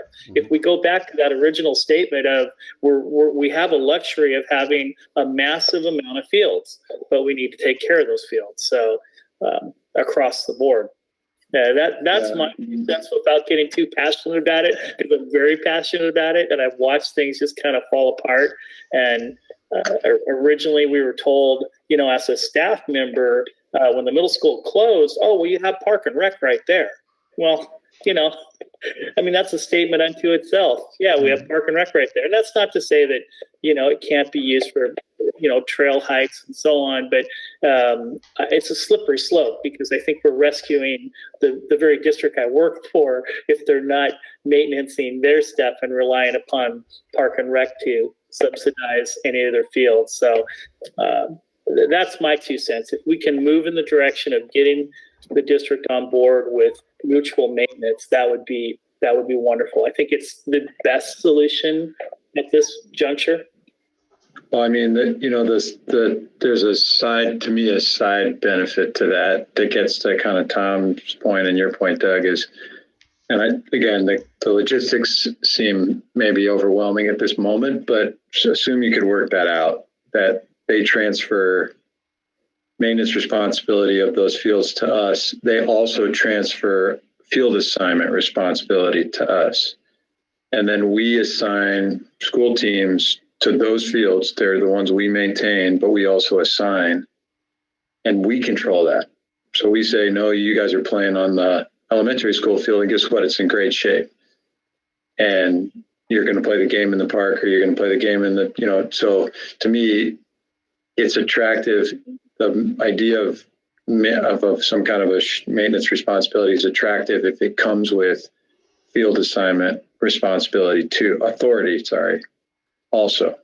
Because at that point, then a lot of these stressors that we're facing here and there, and like we did over the last 10 days, would be in our hands, right?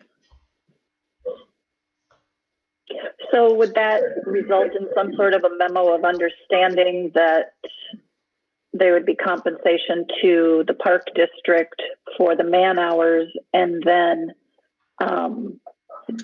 water usage, any other consumables and all that sort of stuff would come out of the school district budget? Right. So that's where we hit our, as Matt calls them, stumbling block stressors with this whole process. It is difficult because there are some difficulties the school district has with, they do have unionized employees, so they can't give away a union job to somebody else. They can't contract out a union job. There's a difficulty there. I get that difficulty, but there's got to be a way that we can work with them And my initial suggestion was, all right, so then hire an additional additional maintenance employee and have them just report to Tom. And they report to Tom, and they can use our equipment and they do their fields, or maybe we hired a shared employee. I don't know how it looks, but there are lots of little things that would have to be figured out.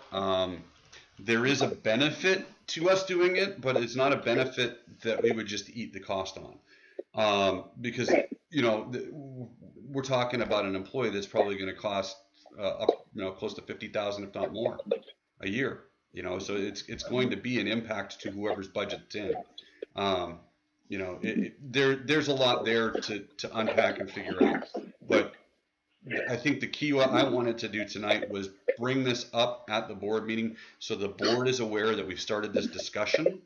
And then I like the idea of the mutual maintenance. I think that that's a great way to do this if we can work it out. I have been stymied in the past on that, but I'm going to try go through Paul and go that route. Yeah, like I said, I would say that I would want that to come with authority to assign fields, their fields. Meaning a group, anybody from the school comes to us to get a field assignment. Yep. Well, and that would make sense that would make sense. Sorry. Remind me, is our relationship with Lagerstedt, is that a good relationship? Where is the... I have no problem really with Paul. He's a good guy. I don't really have an issue with anybody at the school district. It's prioritization. They're prioritizing other things over field maintenance, and that's their decision, and it's their budget, and they're responsible for it. That's not my decision to make. My decision is looking at our fields and going, hey, this seems way more than what it used to be. And when I get 2 requests in a week, and both of them say that the school fields are not suitable for use because of lack of maintenance, there's a problem, and I have to address that. So I don't have a problem with anybody there. And Paul's a good guy who's the middleman here, who's just trying to make things work, and that's a tough position to be in. He's not the decision maker by any means, and he can advocate to a certain degree, but he's also alone in that realm. He's sell a product that maybe isn't supported, and that's tough. So.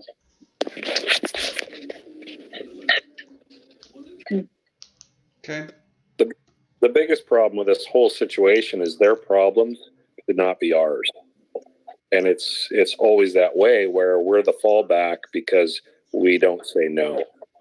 I've got a close associate up with Freddie Harbor, and I'm wondering if maybe I should reach out to her because I think they have a pretty cooperative agreement with their school district with facilities, and maybe we talk to other entities that have relationships with the local school districts and share facilities. Because this can't be a one-off thing that we're dealing with here, because it was never this way. Prior to 10 years ago, it was never this way. It was very collaborative, and it's become not. And that's the biggest frustration. Eric's seen it, go down the hole like I have, and it's not right because the taxpayers' money isn't going to the right place. The kids are being shortchanged, and the buildings are being shortchanged at the school. So we can leave that part of this there and move on to private sports instruction. So in general, we do have people come in and teach private lessons. It's twofold, really. It's a couple of issues with that.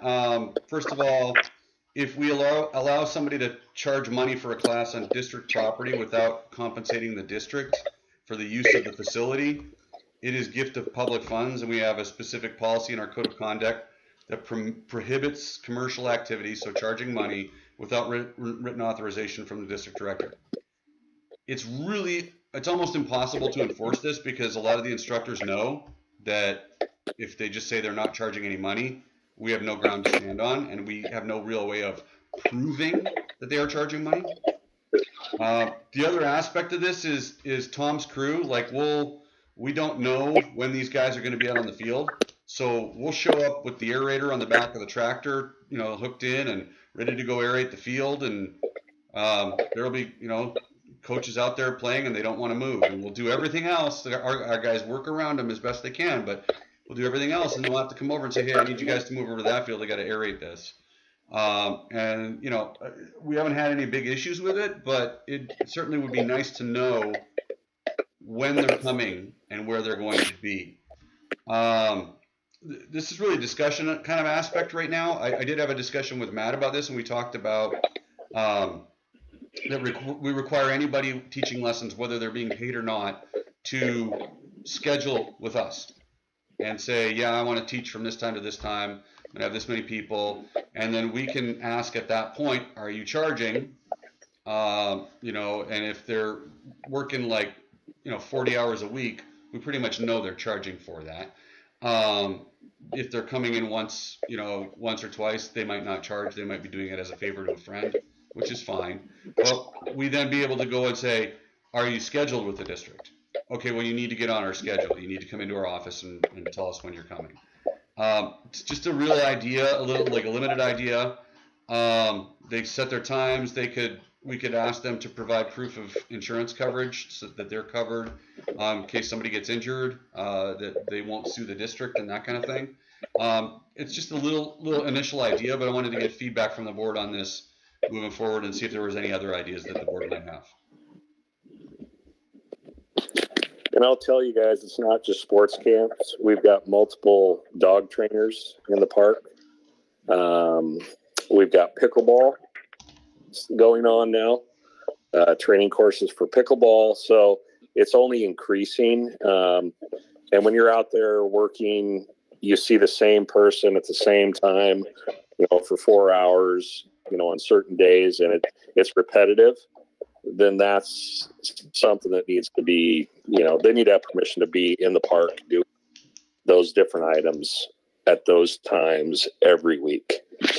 Yeah, I want to say the thing I wanted to make sure everybody was aware is we're not looking here to go after, parents with kids teaching their kids how to do something in the park. That's not the goal here. And if it was, Matt and Thomas coming out and kicking a ball around and doing some drills, that's a different thing entirely than somebody coming out and setting up a bunch of cones and setting up an area and taking up a space and going, all right, we're going to do some lessons. And then we see one kid come in and then that kid leaves and another kid comes in and that kid leaves. It's a different scenario that we're looking at. And our guys do know the difference, and we do see the same faces over and over again. So thoughts, feedback, ideas?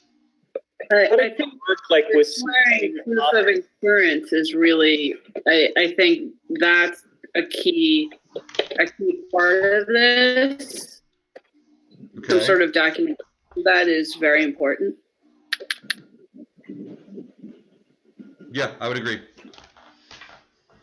I was just asking, Supang soccer and things like that. Did he register as a person who's going to do lessons? There's a difference. There's a slight difference here. We do run contractual programs. So we have Skyhawks. We had Supang when he was there. He was ours. We had British Soccer. Those guys come through us and they register through us, and they already are doing this. They're already providing the insurance. We're talking about like one person coming in, and he'll be there for 3 hours in an afternoon, and he'll teach 4 or 5 different kids for 3 or 4 hours. We don't know anything about him. He just shows up in the park and starts teaching, or they show up at the pickleball courts and start teaching, or they bring in a dog. I've seen a couple with dogs, walking dogs around and training and working with those things. We do have our own programs. We know when those are. We're talking about other programs that we don't know. And it's usually not a program. If it's a program, we put a stop to it immediately because we can then identify it. It's usually a private instructor doing things. Yeah, I got it. Okay. Interesting. Yeah, and to me, the threshold is it a commercial enterprise? So, you going out and throwing the ball with your dog just or your neighbor's dog, or you and your neighbors, or whatever that's using the park. If you're running a commercial enterprise in the park, that to me is the threshold that you just at least register with us. That way we know who you are, and then from there we can do other things. 3 months into it, it seems like you're in there 10 times as much as you were when you started. Then we have your information. We can contact you. We can have a conversation about it. To me, it's just that's the formalize it enough for anybody doing a commercial enterprise with some basic registration, and then that at least we have a starting point. So that was the idea. Any other comments?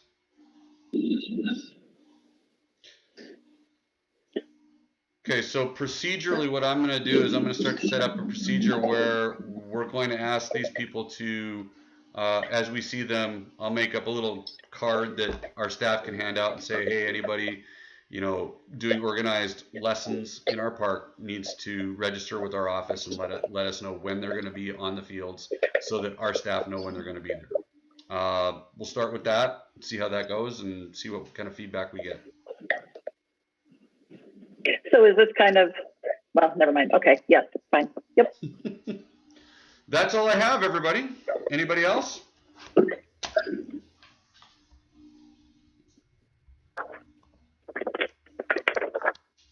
All right. If not, then let's go ahead and adjourn at 2000 hours. See you guys. Thanks, Jennifer. Everyone. Bye all. Thanks, Doug. Thanks, Tom. Thanks, Carrie. Thanks, Peggy.